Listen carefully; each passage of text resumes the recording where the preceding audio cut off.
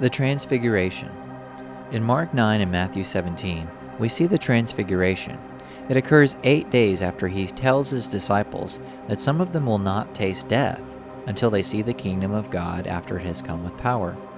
He takes only Peter, James, and John to show them himself in the clouds with his Father's glory. They thought this was the coming kingdom, but Yeshua indicated that it was merely a vision. This, however, fulfilled his words when he told them that they would see the kingdom of God come with power. We can know that the Transfiguration was indeed a vision of Messiah's second coming because of the descriptions of the event. Just 2 verses prior, Yeshua describes his second coming as in his glory and with the angels and with his Father. For whoever is ashamed of me and of my words, of him will the Son of Man be ashamed when he comes in his glory and the glory of the Father and of the holy angels. But I tell you truly, there are some standing here who will not taste death until they see the kingdom of God. Now about 8 days after these sayings, he took with him Peter and John and James, and went up on the mountain to pray. And as he was praying, the appearance of his face was altered, and his clothing became dazzling white. And behold, 2 men were talking with him, Moses and Elijah, who appeared in glory and spoke of his departure, which he was about to accomplish at Jerusalem.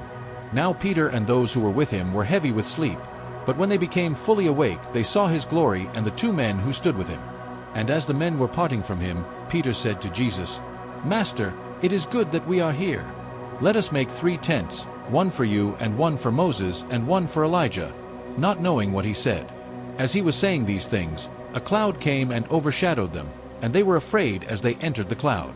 And a voice came out of the cloud, saying, "This is my Son, my chosen one. Listen to him." And when the voice had spoken, Jesus was found alone. And they kept silent and told no one in those days anything of what they had seen. Luke 9:26-36. James, Peter, and John were terrified. They had just witnessed the Messiah in power and glory in the clouds, and heard the voice of the Father from the clouds. The clouds descended and enveloped the men.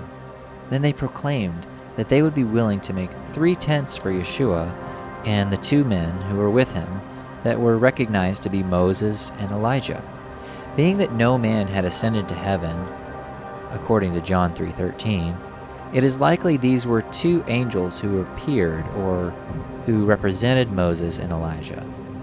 Now, it is possible that ascension and descension from heaven was made possible after the resurrection under special allowance, but this isn't directly relevant to our discussion here. The disciples had assumed that Yeshua, Moses, and Elijah would stick around and thought themselves specially appointed to the task of making them tents to dwell in. Yet Yahweh had other plans and was not intent on this being the time of establishing his glorious earthly kingdom. To be sure, Peter, James, and John did see Yeshua descending in the clouds, shining in power and glory with Moses, Elijah, and the voice of the Father.